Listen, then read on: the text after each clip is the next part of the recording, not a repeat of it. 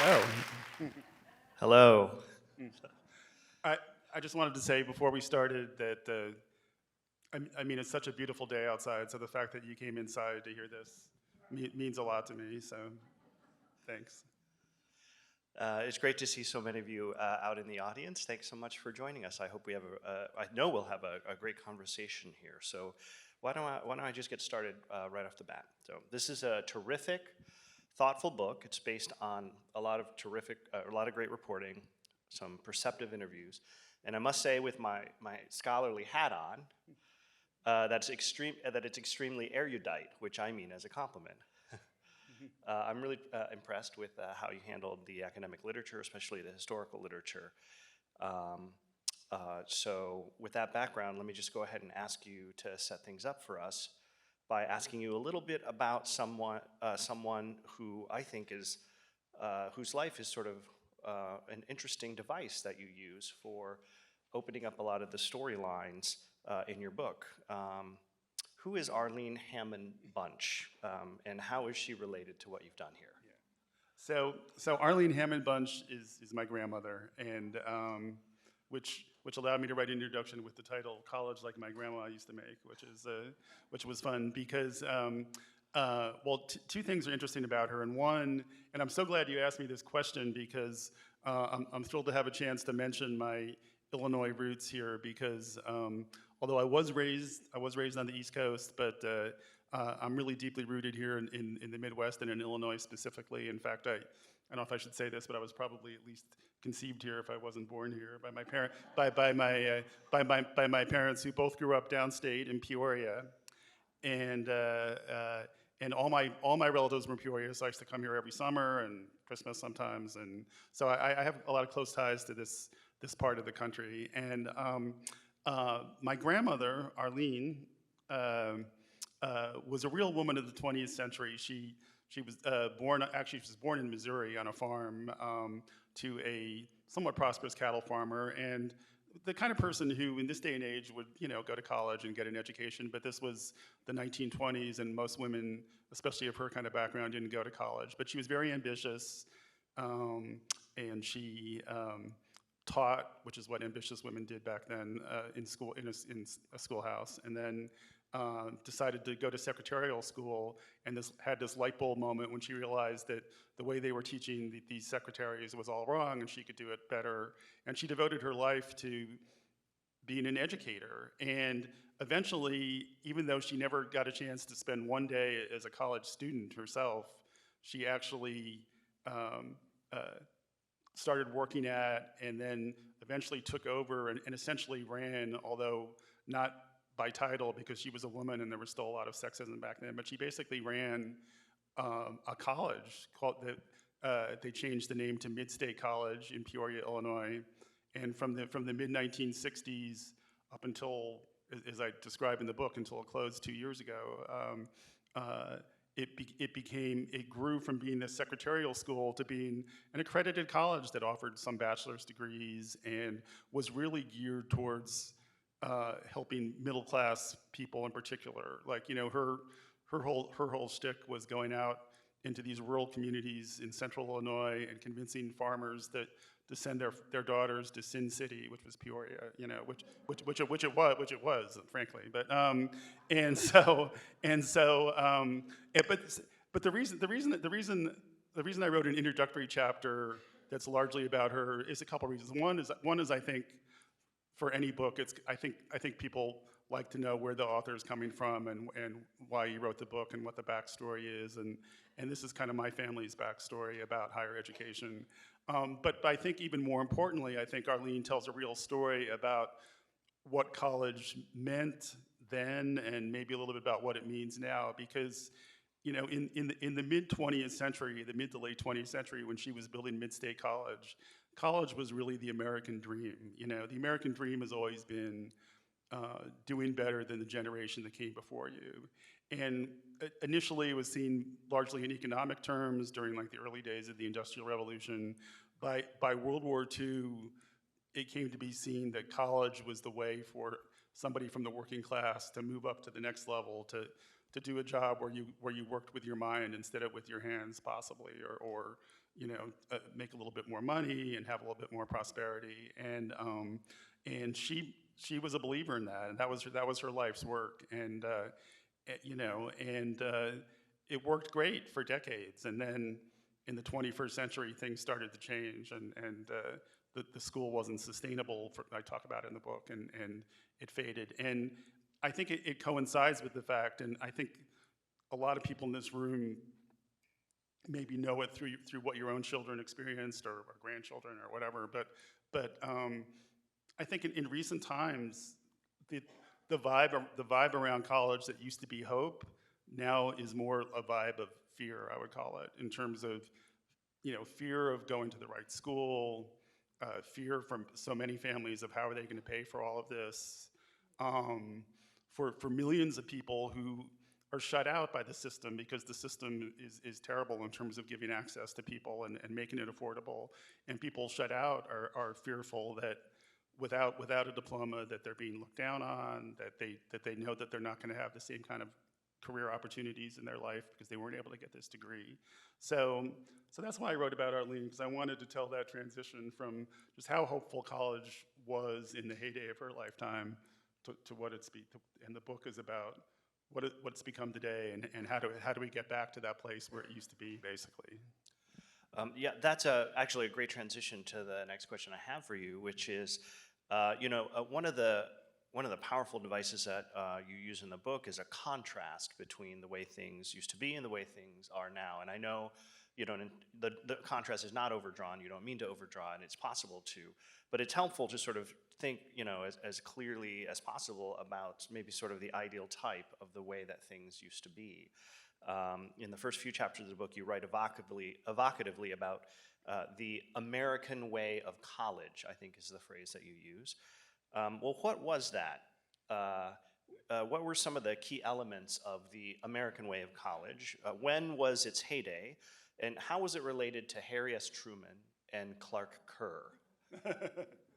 That's a lot, but yeah. But I do want to talk.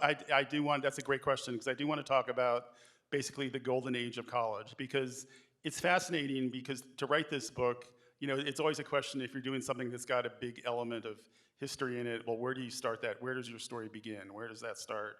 And sometimes it's really hard, and sometimes it's very clear cut. In this case, it was actually pretty clear cut. I mean, the story starts in 1944 with something called the GI Bill, because what happened are basically, before World War II and before 1944, college was mostly for very elite people. Only 5% of American adults had a bachelor's degree in the 1940s. Just by contrast, the number today is 37%. So big difference in society in terms of how many people had college degrees, and most people weren't thought of as being college material. College administrators in particularly thought that most Americans couldn't hack what they were teaching on campus.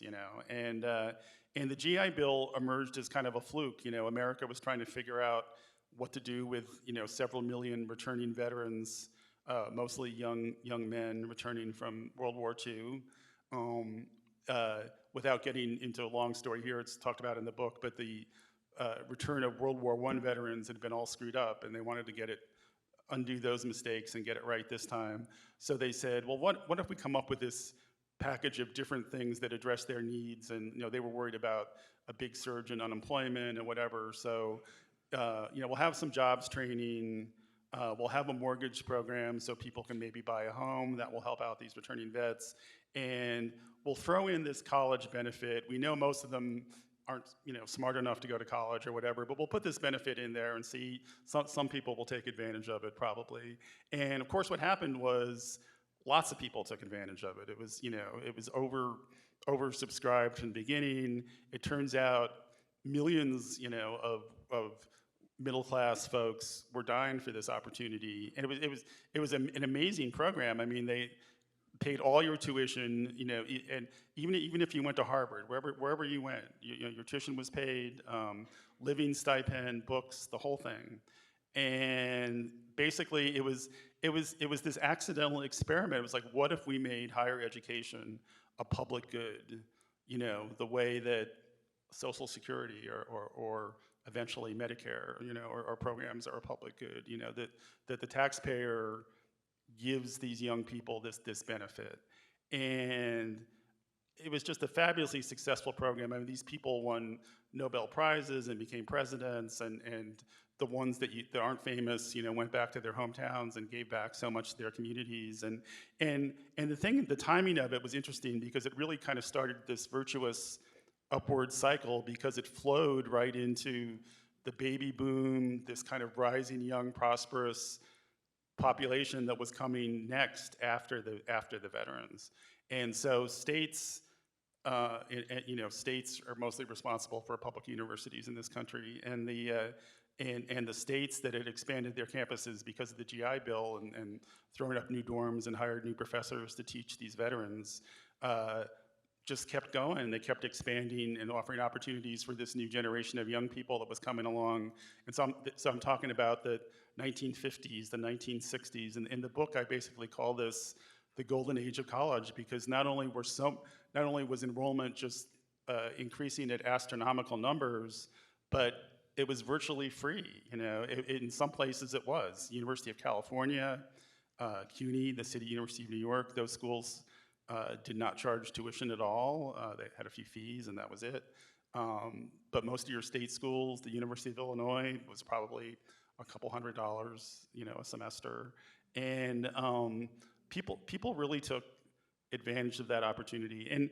But one other thing that I think is less understood, and I just want to mention quickly because it's also important to the story, is there was also kind of a change in how how the purpose of college was perceived. There was a lot of interest in what we would call liberal education or general education, that the idea that people should get a broad education, that more people should be studying the humanities and the social sciences, and those majors. It's a good thing to mention at the Humanities Festival, right? So, right, because the humanities exploded in the 1950s and 60s. Philosophy, sociology, Tony's subject. Those things really took off in that era. English literature, and it was tied into these ideas that college is to develop a philosophy of life. It's to sharpen your critical thinking skills. It's to make you a better citizen, more engaged. And so with the expansion of, and it was a time where we'd just been through World War II, we'd just been through a Great Depression, we just developed the nuclear bomb, and people were understandably terrified about that. And so people were really worried about how do we make a better citizenry that's not going to bring us into World War III, right? So that was the zeitgeist, to use my most overused term, of that era, and it was kind of a golden age, and the book describes that, and then it describes how it got lost. So. And do you want to say something about the Truman Commission and sort of what it symbolized and what? Well, it's interesting because myself before I started researching the book, I pretty sure I'd never heard of the Truman Commission, and I'm sure most of you haven't either, unless you've already read the book. But yeah, because the GI Bill was such a success, it got people talking about, what can we really do with this college thing? And it was starting to understand, people were starting to understand that a knowledge economy was on the way, and because knowledge had won World War II, right? All the inventions, not just the bomb, but penicillin and all these other things that were invented during World War II. So there was a lot of interest in how do we expand these opportunities. And Harry Truman set up a Blue Ribbon Commission. They're like, what are we going to do with higher education? And their report was fascinating. I mean, they recommended making higher education more of a public good, but they said it should be 3 through, as they put it, oddly, they said through the 14th grade, which is what we would call through community college, enough that it should be free until you get at least an associate's degree or a 2-year degree. And it wasn't acted on. If you look back at that time, if the government had acted more forcefully to establish higher education as a public good, the way that K through 12 education has been established as a public good in this country, if they had done that, I think it would have, some of the problems we're experiencing today would have been greatly minimized. And that's a good transition to my next question about the problems of today. You've sort of you've told us a little bit about, what you think the American way of college was back in the day. And I'd like you to contrast that with the American way of college today.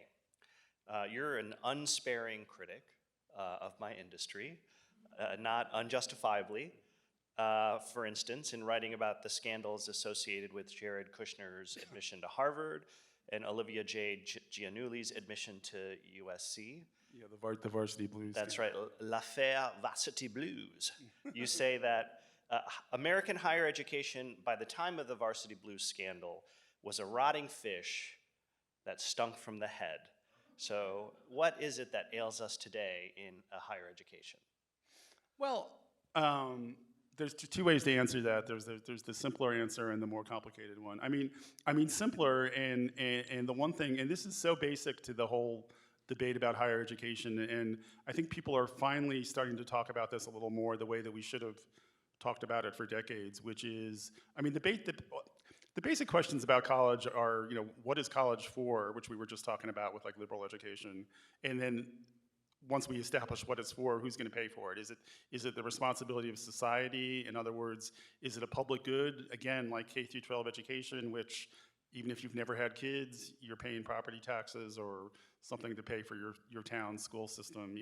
Should it be a public good in that sense, or should it be privatized? Which is, it's kind of a funny word. Like I always say, to me, privatized always meant that the city fires all the janitors and brings in a company like brings in waste management or something like that, but which is one kind of privatization. But when we talk about college and higher education, when we say it's being privatized, basically it means that the burden's being put on you and your family to come up with the money to pay for this, because you're getting a private or personal benefit from education, right? It's like you're gonna have better job opportunities and make more money because you have this education. So maybe you should be paying for it instead of the taxi driver who's not going to college, as the Reagan administration would say.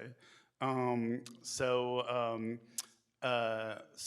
when you ask what happened, I mean, we came very close in that golden age to making it a public good because state, again, it's important. The states run the state university system, and states used to contribute a lot more tax dollars towards education. I'll just give you one example. My state, where I live, Pennsylvania, as recently as like the 80s and 90s, taxpayers paid 75% of the cost of the state university system. Today, it's 25%. So who makes up that 50% difference? Well, it's the kids and their family, and most of them can't do it without borrowing money. So when you ask where did the student loan crisis come out of, it's basically that simple. The more complex answer is, college obviously started becoming more expensive around the late 1970s, and like anything, a bunch of things happened all at the same time. The economy got worse. That was certainly a factor. People talk a lot about the cost of college administration, and no doubt that is a factor. College administration is expensive. Some college administrators, I don't know if we have any in the room, but some of them are well paid. It's not the biggest factor, though. I mean, one big factor, and something I do talk about a lot in the book, is, and this is part of the whole fish sticking from the head syndrome, is Harvard. Harvard is such a trendsetter, right? So when it came to tuition, when the late 70s arrived, like I said, the economy was terrible. The baby boom was ending, and they were worried about fewer applicants and enrollment dropping. And they were worried about the financial base of the university. I guess they could have tapped their endowment, but that's another story. But they were worried about the economics. So they decided to do a big tuition hike and see what happened. And they came but they came up with this model. They go, well, what if we hike tuition, but we use some of that money and give it back to working class kids who get in, and some of the lower income students who get in, and we'll call this the high tuition, high aid model. tuition will be high, and if you can pay high tuition, that's great, and we'll use some of that money to give higher aid to students who don't have the money. And we'll see if we get the same number of applicants. Well, people were desperate, for the prestige of a Harvard diploma, and of course they got lots of applicants and people who were willing to pay the higher tuition.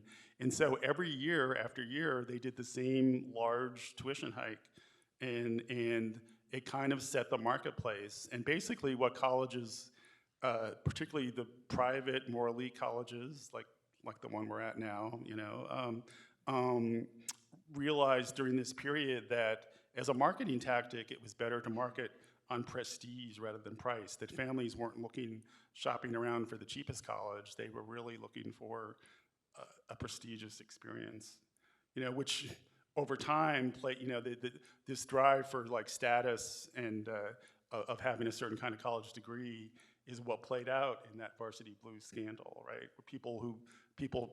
Where the children of rich Hollywood actors who, probably could have had trust funds, and it wouldn't have mattered if they'd gone to college economically, but their families and the kids needed that social status of having this prestigious degree, but which gets played into the cost, which gets played into the amount that people and families are willing to borrow to pay for college. So that explains some of what drove all that. Okay, great.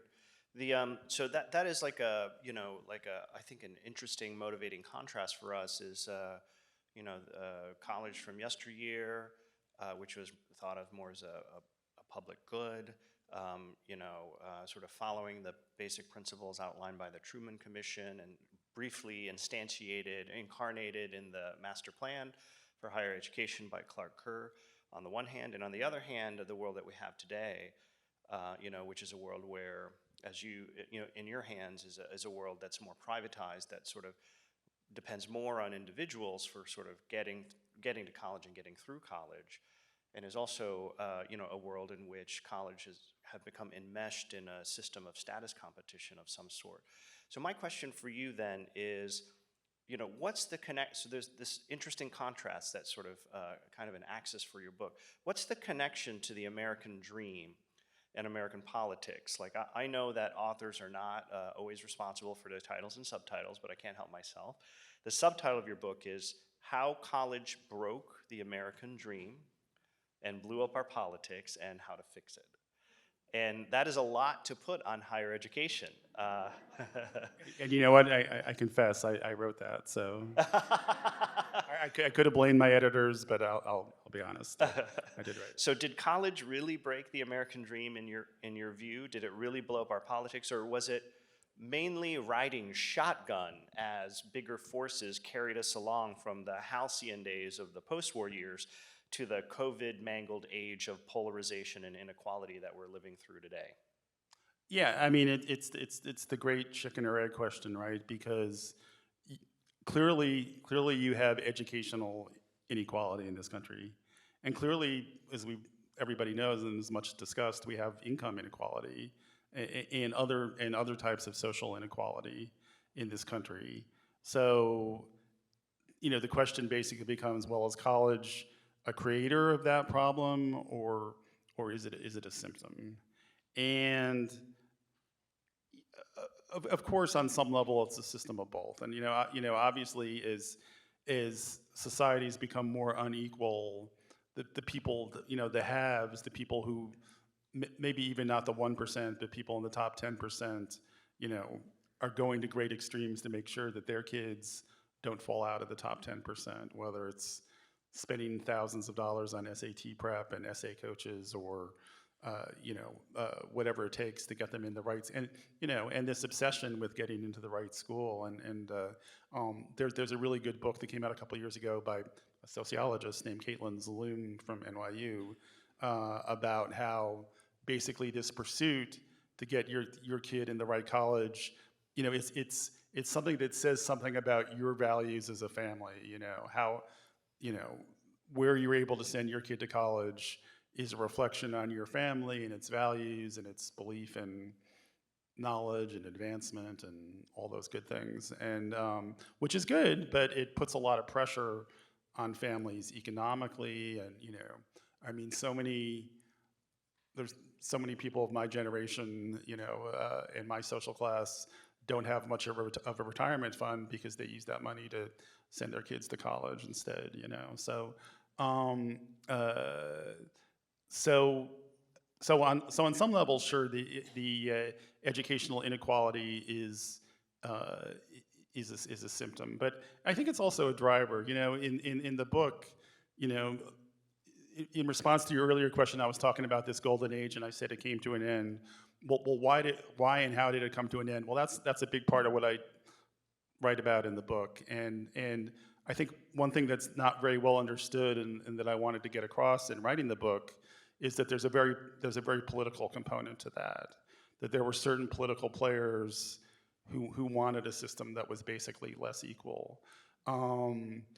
And this ties in, as so many of things do, and I'm a obsessive, fascinated student of the history of the 1960s, and in this case, I think what happened in the 1960s is obviously, there's no doubt that was the turning point, because remember, before we were talking about liberal education and becoming critical thinkers, and how people were studying sociology and philosophy, and this generation of kids who were on campus in the 1960s, they basically used those critical thinking skills to question some of the things that were happening in this country. They questioned racial segregation in the South. That was kind of where it started, and they questioned the rules on their own campuses. You had the Berkeley free speech movement about whether kids have whether young people, I should say, have political free speech rights as students. And once students started winning those battles and winning their right to free speech, they used it to protest the Vietnam War. And that was great, in my opinion. I'm kind of a progressive-minded person, so I thought that was great. But there was a backlash. And the avatar of that backlash, most folks in this room, it looks like, would remember Ronald Reagan, right? So he made his political career basically. He was an underdog candidate for governor of California in 1966, and his campaign was really centered. One of the main elements of it was running against these students who were being influenced by communists and running wild and having wild sex parties and whatnot at Berkeley, and that propelled him to a landslide victory. And when Reagan was elected in his first couple months in office, he said famously, "I don't think that taxpayers should be funding the intellectual curiosity of students, of young people," which is the exact opposite of, when you think about it, is the exact opposite of this liberal education ideal. And he wasn't alone. There was a guy named Roger Freeman who was an advisor to Reagan and also was an advisor to Richard Nixon on educational issues. And in 1970, Freeman told the San Francisco Chronicle newspaper that we can't have an educated proletariat. He said that would be dynamite. That we can't have that. He said, maybe we should accept that college isn't for everybody. Because that's what was happening. You had, schools like Kent. I talk a lot about Kent State, where the Kent State tragic massacre occurred in 1970, because that was a school where the bulk of kids were first-generation college students, kids of factory workers, kids of the middle class, and now they were getting this education, and the establishment didn't like what was coming out of it. And and Reagan, of course, became president of the United States. They reduced Pell Grants, which were a way to pay for college without having to take out loans. They made a lot of other changes in the student loan program that really started us on the road towards this student debt crisis. And it was kind of a very deliberate decision that the proletariat shouldn't be going to college, basically. And obviously, the 60s and 70s was an era where you had more black and brown people going to college. You had more, every type of non-white group, and you had more women, and some of it was undoubtedly a reaction, I think, to that. And so, in terms of inequality, I think, yes, there was definitely some deliberate decisions to make higher education more unequal. And as that happened, I think that you started to get to this new world where you had college people on one side and the people who'd been shut out of these opportunities on the other side. You know, our political divide in this country right now is the college, non-college divide. You know, increasingly, one party, the Democrats, are more and more people who have a bachelor's degree, and the Republicans are working very hard to make sure that everybody who doesn't have a bachelor's degree signs up with the Republican Party. That, you know, they push resentment politics and grievance politics, and you know, Donald Trump is out there declaring that I love the uneducated, and so to me, I feel that that college and these decisions that were made around who is higher education actually for I feel that they are, you know, that they are what, the chicken or the egg? I don't know. They were whatever is supposed to be. I don't know which is which in the chicken or the egg, but they were the, I think there's a lot to be said that college has driven our political divide. Well, I want to talk a little bit more about those political divides that you see college, higher education as having driven. One of the most interesting parts of the book is the chapter where you sort of add a new twist to the way that we think about how America is politically polarized. When people talk about political polarization, they sort of often retreat to binary distinctions between blue states and red states, between liberals and conservatives. Maybe they're really thoughtful and they break it down even further, talking about blue cities and blue suburbs and red red exurbs and red rural areas. But ideology in space is not the whole story, in your view. At least as important is where Americans fall in terms of their age and, of course, their education. Can you tell us about the quad and how thinking about it can help us resolve some of the more puzzling features of our political time? Yeah, I think it's a little bit more complicated to say that, just to say simply that America has been divided in two. I think, obviously, it's a little bit oversimplistic to do what I've done, perhaps, to say that America's been divided into four. But I do feel like there was, you know, in the spirit of Chicago and deep dish pizza, I feel like there was this pizza cutter that cut America in half, and then you rotated it 90% and you cut it in half again, but by age. And think about it, like, you know, people in this room who follow the brutal nature of Democratic Party internal politics the last 10 years, you know, you've had this feud between the Bernie Sanders faction of the party and what used to be the Hillary Clinton faction, or the people who tended to fall behind Joe Biden in 2020. And what, not solely driven by age, obviously, but people who had liberal viewpoints, but with a very different outlook on what the problems in America are, you know, and what the cause is. So in the book, I talk about this in terms of college, in the sense that, you know, I define these four groups, and I'll define them really quickly. You know, on the left half of the pizza, you've got the left perplexed, which is kind of an older group of people. Like, I'm a baby boomer myself, if you can't tell by looking at me, but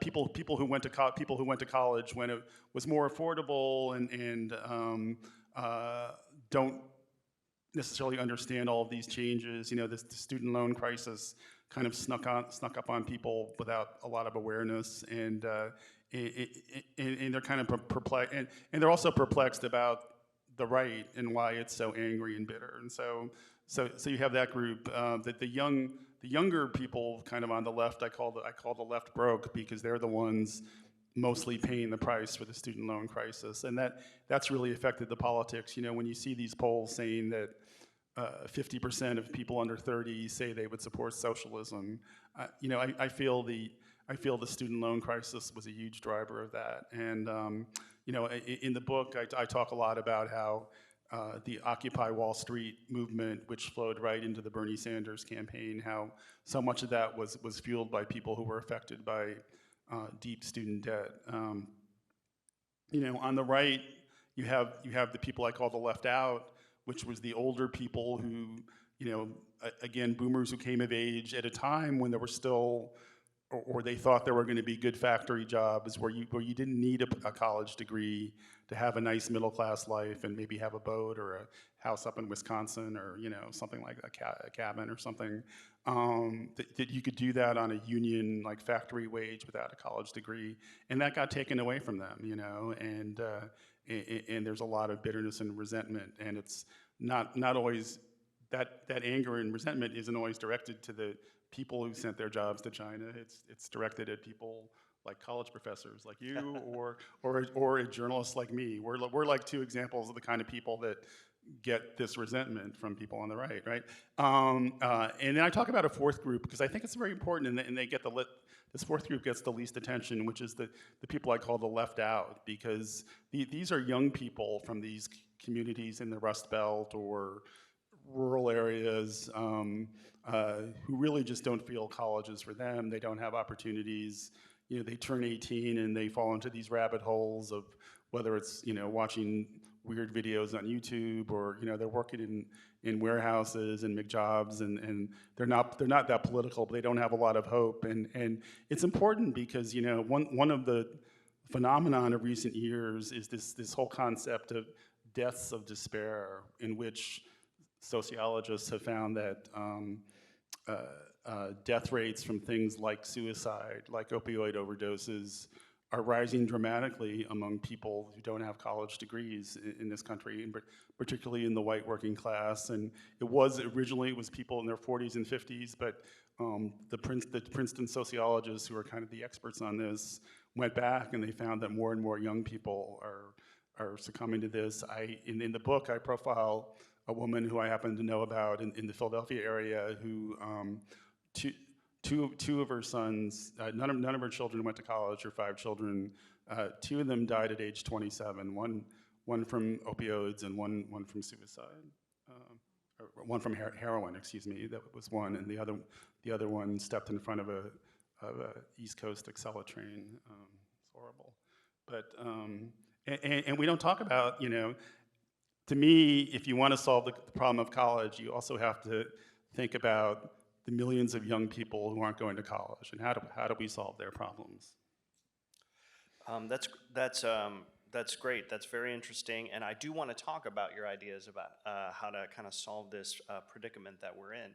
But I also want to give folks in the audience a chance to ask some questions. Right. So maybe one of the things I'll ask you to do is keep in mind your ideas for where do we go from here, as you answer some of the questions that we might get from the audience. Yeah, that'd be great. Yeah. Super, thanks. Totally, and we're gonna take it over from here. So as you heard, we're gonna do an audience Q&A where we're fielding questions from the audience here. Just a couple things real quick. Me and my colleague Baylor will be walking up and down the aisles here, doing one side at a time. If you'd like to be on deck while the other side is asking a question or getting their answer, raise your hand and we will hand that mic out to you folks. And when you have the mic, please just state your name, a concise question so we can get to as many folks as we can, and then make sure your statement ends with a question mark, please. Alrighty, I'll take the first question over here. Hi, my name is Elaine, and thank you very much for this. It's so informative. My question is, where do we go from here? There you go. You did Tony's job for him. So thanks. Well, in the book, and one thing I made clear, and this is important to understand, is there's a lot of different ways to look at this problem or approaches. My approach was the one of a journalist. Journalists to me are storytellers, and I think this was a story that needed to be told. And what I'm not in ed tech, ed reformer guru, and honestly, I didn't think the people who are going to be reading this book wanted a deep dive into very specific policy.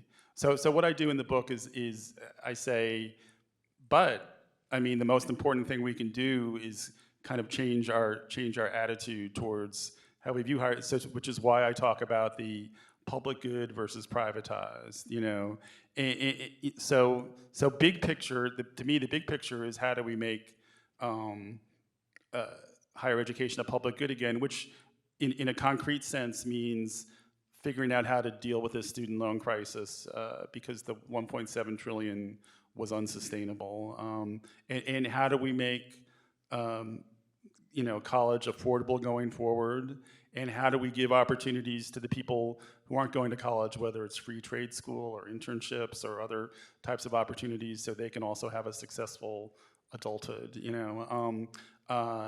and when you think about it, one of the significant things about what President Biden just did a month or two ago when he canceled a chunk of that student debt was he was acknowledging basically that yes, higher education can be a public good because he had taxpayers assuming the burden from these kids who'd been sold a bill of goods and given, in my opinion, and given a raw deal. And so that's a start.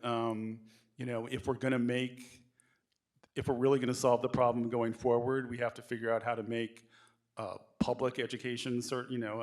Private schools are like Northwestern are going to do what they're going to do, but how are we going to make public education affordable going forward? And that would probably take some changes in our political system. Some more radical ideas about maybe things like a wealth tax or taxing Wall Street transactions, or some of the ideas that have been mentioned. So that's the big picture idea. Well, actually, no, I have a couple other things, but hopefully it'll come up in the questions. But so go ahead.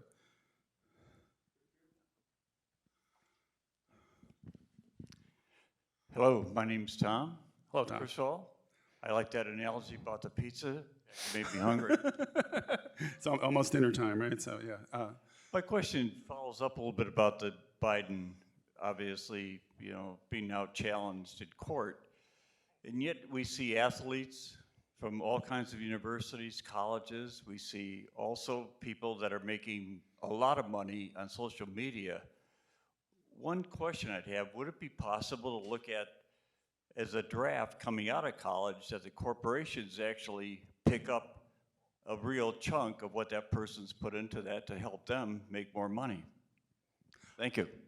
Yeah, that's a good question because, one thing that people don't think about a lot, which you've thought about, which is true, is, corporations, right, are the ones who really benefit from this system. These poor kids and their families are saddled with $50,000 or $70,000 of debt to get these skills so that these companies can then hire them and take advantage of them. So that is true. So, corporations are aware that the higher education situation in this country is becoming a mess, and corporations being what they are trying to do things about it.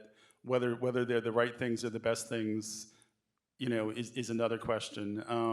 I'll give you a couple quick examples. Like IBM realized that maybe every job doesn't require a college degree, and they've gone through their whole list, and I think about half their job titles, they've removed the formal requirement that you have to have a bachelor's degree to get those jobs, which I think is a good idea generally. A lot of companies like Apple and Google are getting really involved in this movement of what if people get more specific training towards, say, an IT skill or some skills where you're not getting a 4-year bachelor's degree, you're getting a certificate. It can be a 1-year program, it can be less, or a 6-month program, or 1 or 2 years at the most. And you're getting this badge that you've learned a skill to do a job, but you didn't have to pay, $300,000 to get a college diploma. And the thing about that, I think there's some good aspects to that. It clearly makes sense for some people, and that's good. The thing that kind of, I would say, scares me, like terrifies me a little bit about it is I think the idea of higher education, the civic virtue of higher education is important. And I'm a little worried that trend is going to make it worse in the sense of college being just for career skills and not for being a better citizen, being a critical thinker. Again, to bring up the humanities, what are you learning about the humanities when you're getting a 1-year certificate in IT, right? So that's what's going on with the corporation. It's very interesting. It was a good question. Thank you. Hi, my name's Tom Hansen, and I have a question having to do with a couple of things. I have a daughter-in-law who teaches at this very university, so I do know that the cost of higher education is not because professors are getting fabulously wealthy. Yes, I think we can all agree on that, right, Tony? Yes. Okay. Yeah. But my question really is, the history of state legislatures downfunding significantly their share of what were public universities that were supported by the states. And I'd be interested if you or if you know anybody who has actually studied that trajectory going downhill and what has caused it. What has caused legislatures to decide it's okay to reduce tremendously the amount of taxpayer money that goes to support public education, because then that falls onto the tuition of the students, and on and on. So there's my question. Do you have a sense of that? That's a great question, Tom, because I mean, to me, and I've been a journalist for more than 40 years, and I've covered the state legislature, not here, but in New York State. I covered the state legislature for a few years, and to me, I feel like this was kind of almost like a classic frog in boiling water situation, where I compare it to, think about how Obamacare was, right, when that passed. When we debated should we have Obamacare, it was a huge national debate. It was the lead story on CNN and whatever every night, and everybody was talking about healthcare and whether we should pay for it or not, and whose responsibility it was. And it's weird because we had the same thing basically happen with higher education, and there was no debate about it. It never happened, and legislatures cut a little bit every year for years, and it just happened over time without this big public debate about it.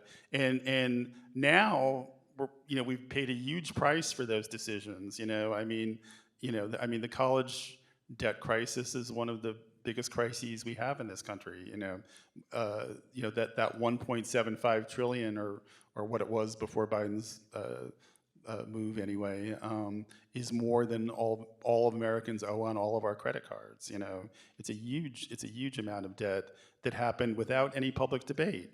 And even now, in response to your question, Tom, I don't think there's been a real systematic study. It's something that happened a little bit differently in all 50 states. Some states, like my state, Pennsylvania, are pretty bad. Arizona is terrible. There are 17 states that spend more on their state prison system than spend on their state universities, which is horrible. And there are a few states, like New York and Maryland, that have tried to do some good things and innovative things in funding their universities, and they could probably do more, but they're at least they're trending a little bit in the right direction. So, and as a nation, we don't cover those stories well if it's happening on the state level. I mean, as a journalist, I can tell you that state house journalism has been gutted in this country, and so that's a problem too, that we don't have reporters covering these state capitals. So that's also it. So I'm hoping, and it's not just because of my book, although I think my book was, for the first time in my life, I did something that was well timed. I think the timing was good for this book to come out. But I think not just because of the book, but I think people are really right now, for the first time in decades, talking about this big picture concept. Should taxpayers assume more of the cost? And so the next step is we need to get politicians to run on that as a position, that if you elect me, I'm going to push for, free public university tuition, free community college should be a no-brainer, and yet they can't get that done. You need politicians who are going to make that part of their A-list front burner platform running for office, and as voters, we need to pressure, hold politicians accountable and make sure we elect the right people, and then hold them to that and make sure that happens.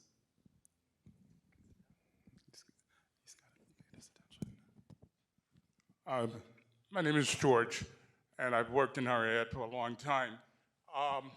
My question has to do with what is the responsibility of the private sector? As you think about it relative to income and profit over the period of time that you've talked about, an enormous amount of wealth has been transferred over to the private sector. What is their responsibility relative to those four groups that you've talked about and their needs to come to some understanding and better consensus about the future of higher education? What is the role of the private sector who has accumulated all of the wealth that controls, policy, controls the decisions? Yeah, that's a great question, George. Thanks. Well, we've been talking about that a little bit, I think, over the course of this hour, right? This whole question about how is educational inequality connected to income inequality, and clearly it's connected. The people who've benefited from college are the people of the knowledge economy who've gone to places like Silicon Valley, and who are making the large incomes. And it's interesting when people say, "Oh, well, free public universities. How are you ever going to pay for that?" Well, and I'm not saying this is the only answer or even the best answer, but when Elizabeth Warren was running for president, I mean, to her, I liked her campaign. I thought she had an excellent campaign, and I was kind of disappointed it didn't get more attention. But she really emphasized this issue as a candidate, and her idea was that there should be a wealth tax, that we should take the wealth that these people have accumulated, partly because of the inequality in this whole system,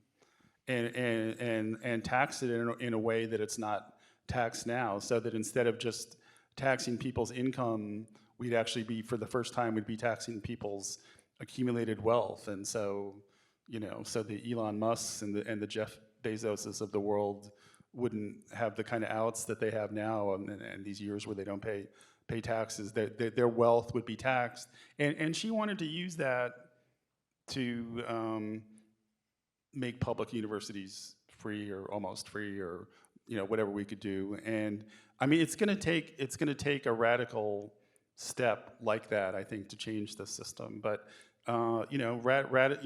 radical problems call for radical solutions. So, thanks. We've got a few questions up in the front. I don't know if so. And she's been holding her hand up too. So this woman here. So.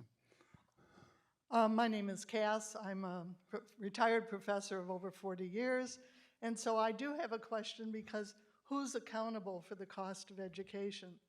And while what I want to ask is heresy, I realize, but there sure has been a proliferation of even state universities. It used to be that in some states there would be one engineering school, one medical school, and all of a sudden, you have every college in a state having the same programs over and over and over, and frankly, some programs that have no students in them. So as much as I realize I shouldn't be such a critic of higher education, who's calling for higher education, especially state, I understand not private, but to restrain on their expenses and the duplication of costs that are not only suffering tuition, but state legislatures? Again, it's also a great question. And in the book, one thing, and I think this will probably make sense to you and a lot of people in the room, is there are amazing similarities between the problems of higher education and the problems we've experienced with healthcare in this country. Because I think healthcare, because we've had more debate and more conversation, it's a good analogy to use, because we know in the healthcare system, people say, well, who's responsible? It's the patient isn't really, the patient is hoping insurance pays for it, and the doctors and hospitals are doing whatever the insurance will pay for, and they're building new hospitals and new programs, just like the universities you mentioned in your question are also competing to open new programs. And in the case of higher education, student loans have basically become like the health insurance, right? That it's like, well, we'll just take out loans, and we're not at least right now in the immediate, we're not paying for it. Hopefully, we'll pay it back someday, and whatever the system.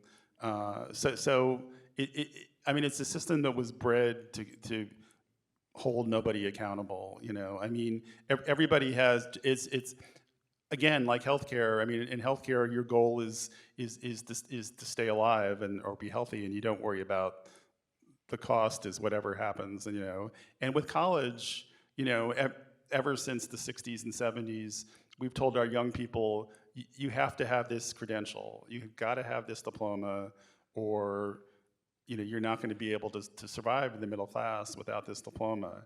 And so it fostered this whatever it takes mentality. So when people say, you know, when people tell them, well, you can go to, you know, you can go to the state university and get a diploma, but you might have to borrow $50,000 in the end, people say, well, what's the alternative? The alternative is not getting the diploma and not having a good adult life, you know. So I'll take that chance, and you know. And then the Great Recession came, and people weren't getting jobs to pay the money back. So it's a system that's rife with inaccountability, and it's going to be hard. I mean, even if we reform higher education, it's just a balkanized system. You know, we have so many players. You know, private and religious universities, and you know these horrible for-profit universities that I talk about in the book, and like you said, so many public universities that are competing, and I don't think you want, you know, some kind of, you know, Soviet central bureaucracy telling every university what programs they can have. But you know, I think a fairer, more equitable system will hopefully start other positive benefits to cycle through the system. That's my hope. I don't know. That's what I would like to see happen. All right, I think we have time for just one more super quick question and quick answer, please. Who's had their hand up here in the front for a while? Yes. Is there a way that we can give some dignity and worth to the people who don't go to college? It's such a huge part of the political divide and even of the health inequalities that you mentioned. Yeah. I mean, we all know how that group is looked upon, that slice of the pizza. Yeah. It's a great question, you know, and it's funny because I was thinking about this a lot when I was looking at like other countries, like in Europe, how they handle higher education, because everybody talks about the fact it's, well, you know, in Germany or in Scandinavia, you don't pay tuition to go to college, which is true, and that's an important part of them having a better system, in my opinion. But what people don't realize is it's not the only part, because, you know, in other societies, there's also more respect, like you said, for people who don't go to college. You know, there's more benefits. They get more vacation time, better health care, other benefits that people who don't have college degrees tend not to have in this country. So that's part of it, just the basic not having those services and vacation time or whatever.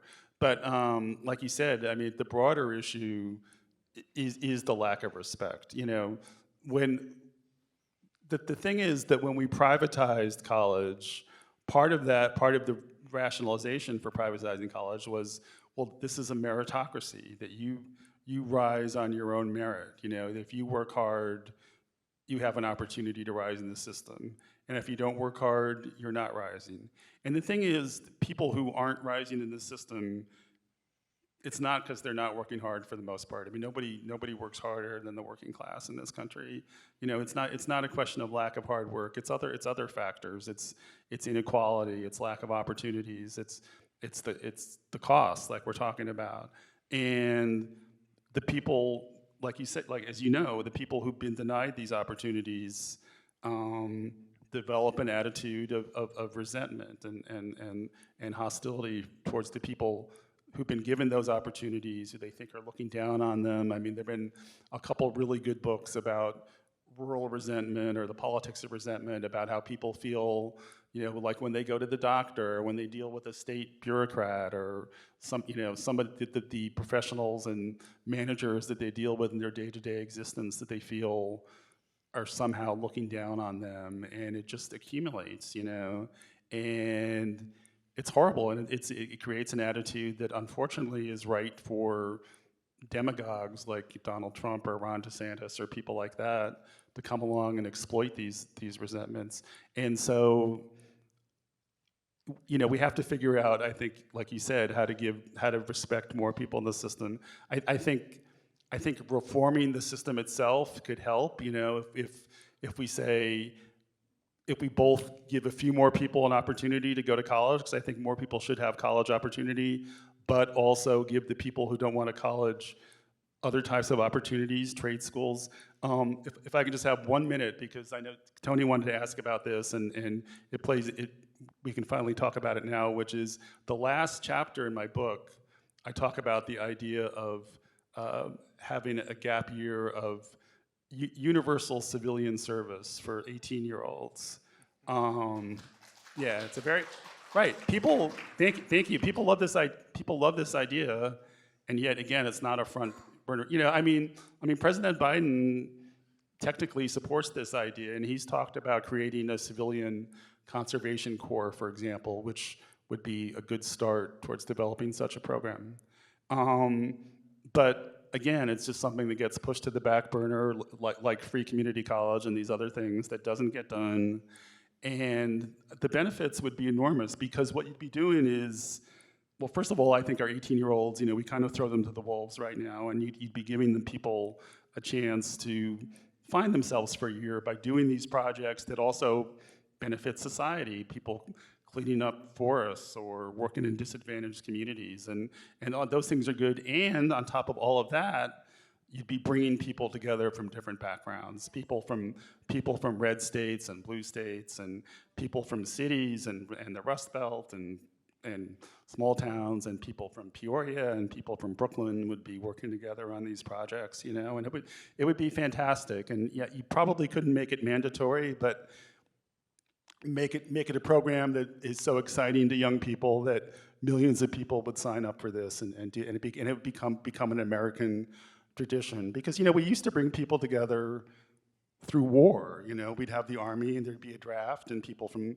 and there were positive benefits to that in terms of people, you know, from Alabama and people from Philadelphia, you know, serving together and stuff like that. But it was also a war, which is terrible. So, but you could do that for good projects, you know, like conservation would be fantastic. So that's an idea. So we did get to talk about that. So there you go. That's good. And maybe that's a good note to kind of wrap up, right? Oh, I said maybe that's a good note to wrap up the, yeah. So. Thank you so much, you two. And again, let's give a huge round of applause for our panelists here. Thanks, everybody.